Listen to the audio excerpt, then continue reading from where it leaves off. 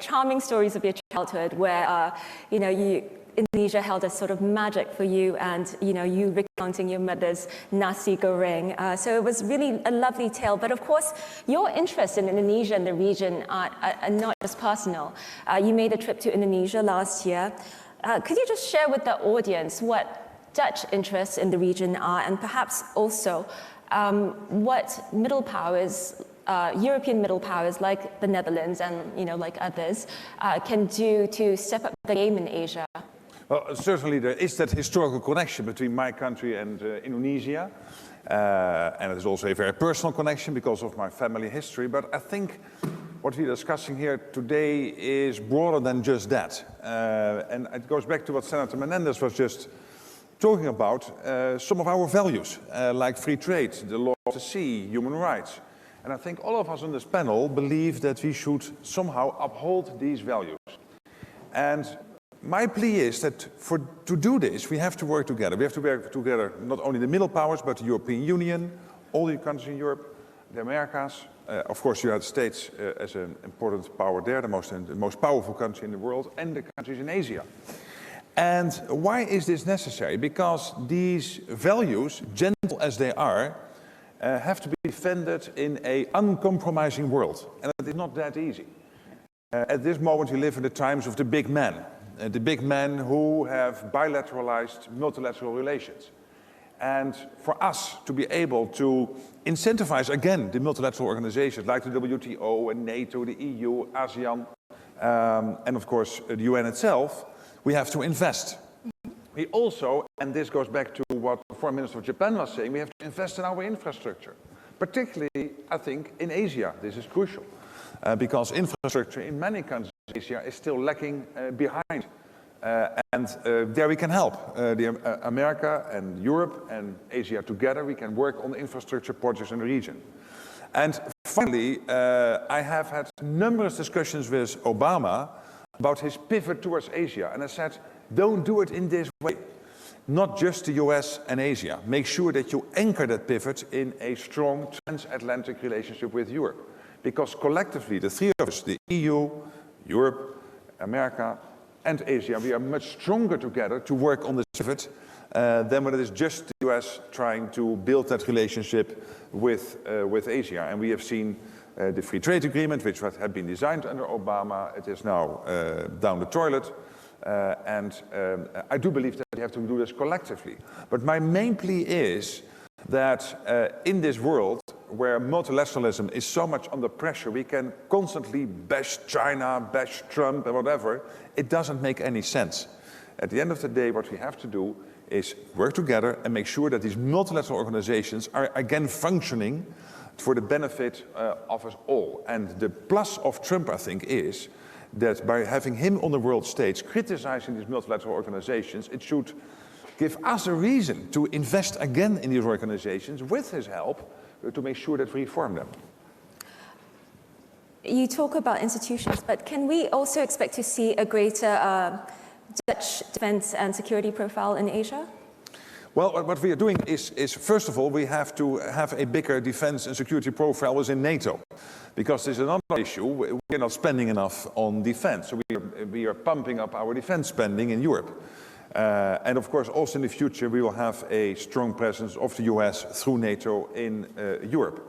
But yes, of course, we also have to invest in our relationships in Asia, including military. Not Asia itself, but for example, the French initiative now in the Strait of Hormuz. The Netherlands is participating with a vessel to make sure that that important strait, that part of the world in which so much trade is happening, that it stays open. So we have decided to not only give political support to that initiative from Macron, but also to give a military, to have a military presence there. And I think we have to do more of this in the future. I was in Australia in October, hosted by Scott Morrison. And I had extensive talks at the Institute, the Foreign Relations Institute in Sydney. And what I saw is how Australia is trying to get a grip on its relationship with China. So many Chinese students being active in Australia, so many issues in that relationship, and at the same time, China as a crucial factor in that region and an important partner for Australia. And I felt also there that collectively we can deal with these challenges much better than when we are on our own. And yet, we saw harassment of a Dutch Royal Shell drilling operation off the coast of the South China Sea. So I think in some cases we can possibly rely on multilateral action, but in other cases, perhaps that might come too slowly. Yes, well, of course, as also the senator was alluding to, the law of the sea and the UNCLOS and what we have collectively designed as a system is crucial to deal with these tensions. And we very much call upon every country to de-escalate the tensions in that region. But of course, from the Netherlands to try to solve that issue from that distance, being a middle power, is almost impossible. There we have to work in a collective fashion. I'm glad actually that you brought up UNCLOS because, of course, modern international law of the sea stems from the great Dutch scholar Hugo Grotius. Yeah. And so, well, I hope to see, if not more military or security presence from the Netherlands, I hope to see more emphasis, perhaps the Netherlands playing a more prominent role in terms of supporting UNCLOS. I would like now to turn to questions, please. If you could just raise your hand and grab a mic if anyone has any questions. They all agree. They all agree. With who? If no one has any questions, I would like to ask the next question. I believe at the Raisina dialogue in January, which I was present at, Mr. Jaishankar, you mentioned that if there was any relationship that you wished were better between a bilateral relationship between India and another country or region, it would be India and Europe or the European Union. Now that you have one member of Europe here with you, what would you propose you would like to do together to further promote stability and the rule of law? I mean, there was a context in which I said it. I mean, I'm happy I said it. But I look, if I were to look at the major poles of the international order, I would say, to me, one which is currently underperforming is the one between India and Europe. There are a variety of reasons for it. Part of it is that India historically has treated Europe more in terms of its individual states than the collective European Union, but we are changing there. So at this time, what we would certainly like to see, I mean, Europe collectively is India's largest trade partner. Europe collectively is India's largest investor and is also, by the way, largest investment destination. There are a number of European countries, including the prime ministers, where we would be among the top external investors in the local economy. But what we would like to see certainly is an upgrade of that relationship. One, we did some years ago attempt to negotiate a free trade agreement. It didn't work out, but I think today people are quite open to that. The second, which interests me a lot in the current context, is whether actually we have better, stronger, more forthright security conversations.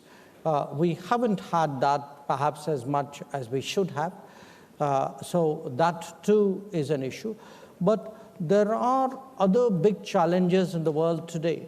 You know, challenges of, say, connectivity, challenges of technology, which you raised, challenges of norms, laws, you know, how do international organizations run or don't run. I think there's a lot out there which should be a conversation between India and the EU. And I'm actually really happy that immediately after this conference, I'm actually going to Brussels, and I would be attending a meeting of the Foreign Affairs Council of the European Union on Monday. And I look forward to doing that there. I'm not always happy to go to Brussels, but I'm so happy that you're happy. No, but that was a joke. I agree with you. I agree with you. We should do more. The Netherlands is the second biggest trade partner for India in Europe. And in the European Union, we will be number one when the UK, well, the UK has left, but at the end of the year, they will also leave probably at the end of the year, will also leave the systems of the European Union. And what I have sensed over the years in my dealings with Narendra Modi, the Prime Minister, and other politicians in India, is because of that trading relationship, you then start to discuss the other issues. The region.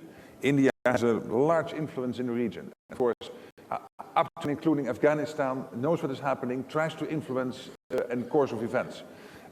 Including, of course, a security cooperation, fighting terrorism, all these issues we have to work on closely together. And the only way to do it, and it always starts, almost always starts with a strong trading relationship. And from there to discuss standards and norms, and from that to find out that we work collectively on these values and how to maintain them.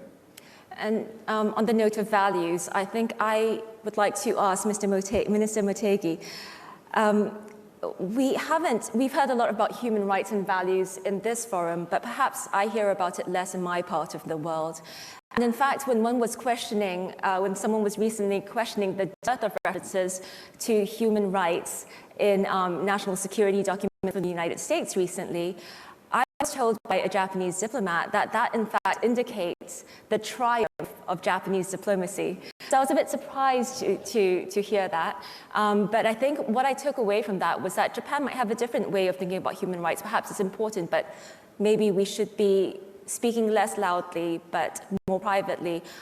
I wonder whether you could share your thoughts on how we should be thinking about human rights in a time when there's increasing strategic competition.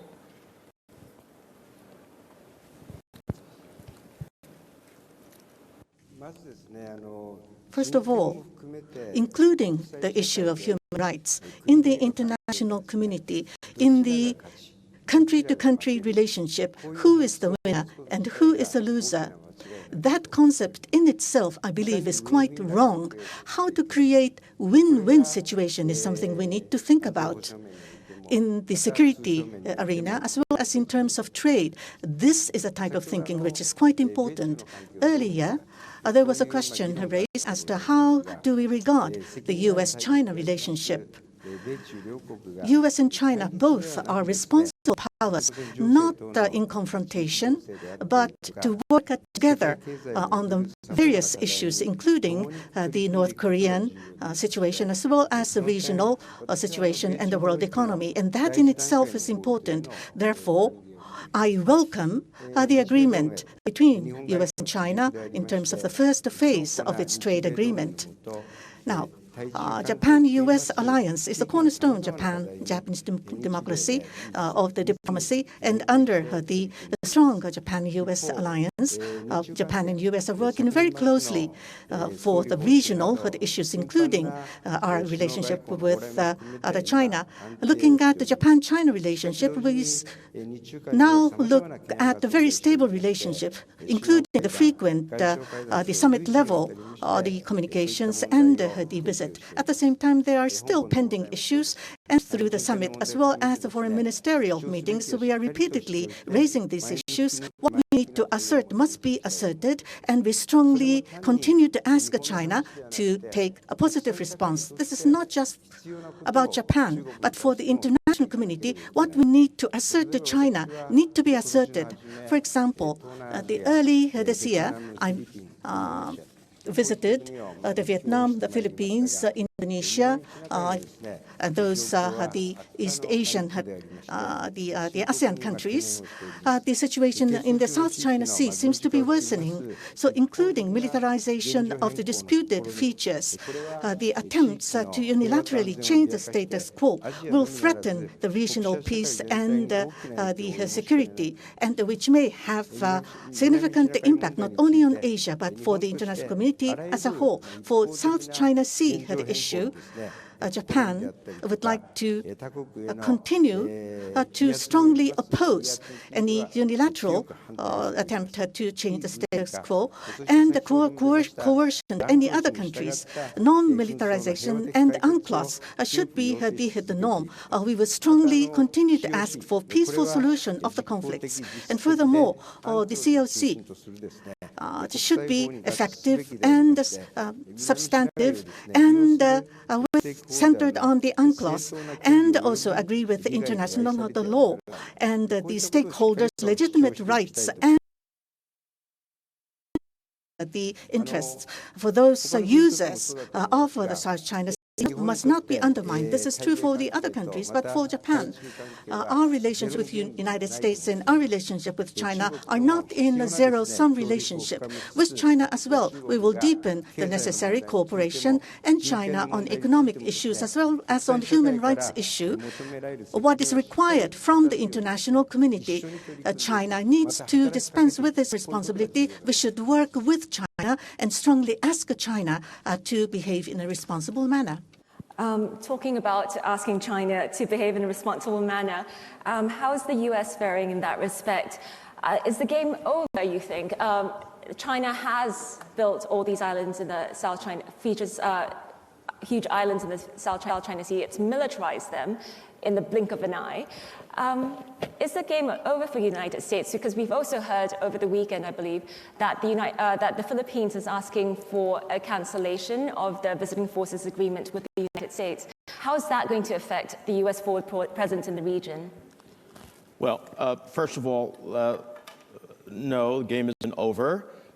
Secondly, we look forward to working with the Philippines, which has been a long-time ally in resolving whatever differences they are and continuing to have a critical relationship, not just for us in the Philippines, but for the region.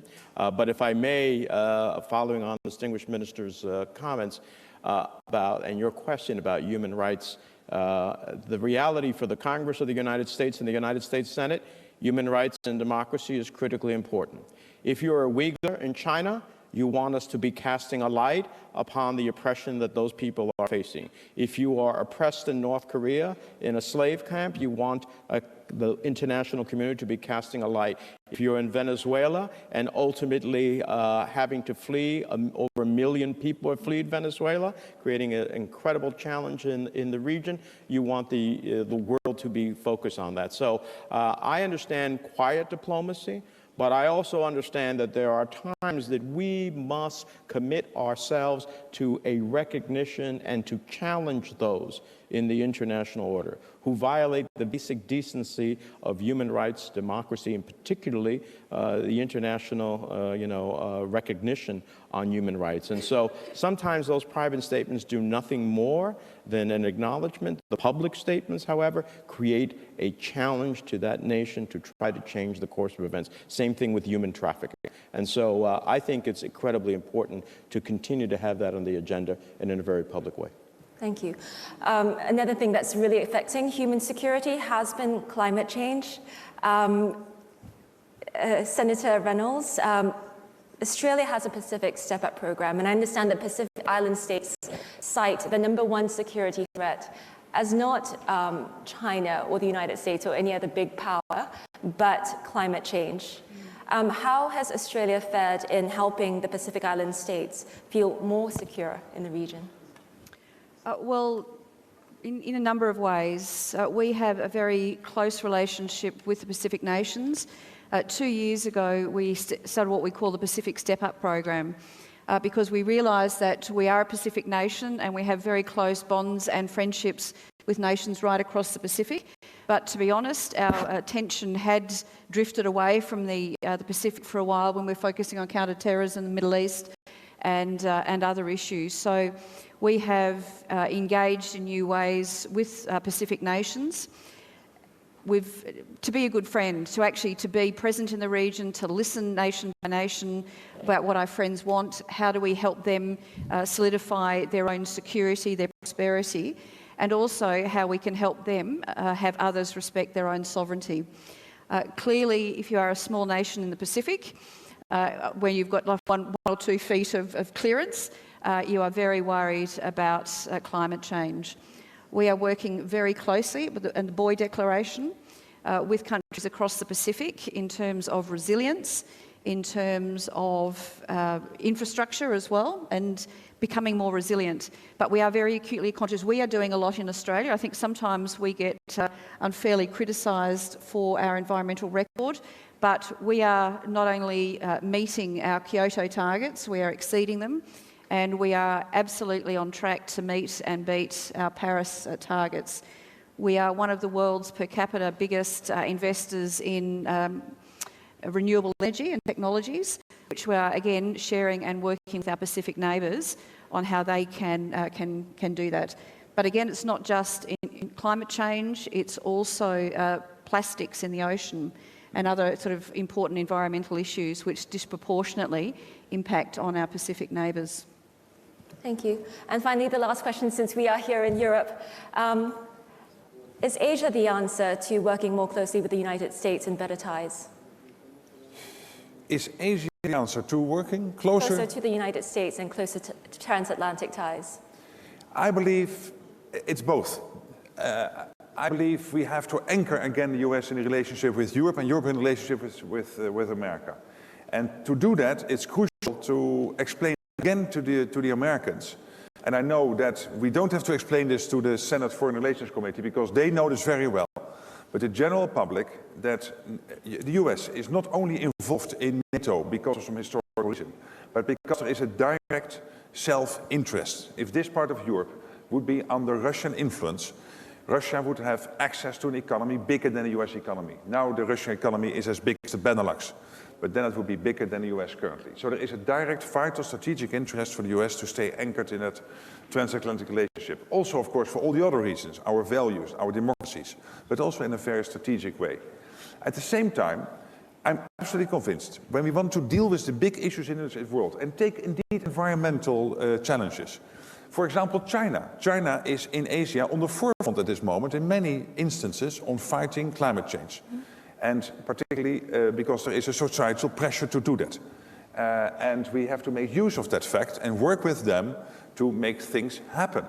But then, and therefore this panel is so timely, I do believe the Quad countries and Europe and other Asian countries working together, and not just Asia and the Americas or the Americas and Europe, but the three of us is the only way to really invest again in the structures you need to underpin it, which have been depleted in the first 10, 15 years of the century. And we have all sung the hymn of multilateralism. I do the same. But let's acknowledge the fact that all these organizations have been underinvested, are not functioning, and then somebody certainly comes to the stage and says, hey, they are not functioning. And should we abandon them? No, we shouldn't. But we should again restart them. Give them a kickstart again. That's crucial to deal with these big issues. And I think that's what is unifying us on this stage, unifying Asia, the Americas, and Europe. And therefore, I'm so enthusiastic about this cooperation. Thank you so much for that very strong rallying cry to end this session. I would like to thank my panelists. I hope all of you will join me in thanking them. Thanks so much. That's great. Thank you.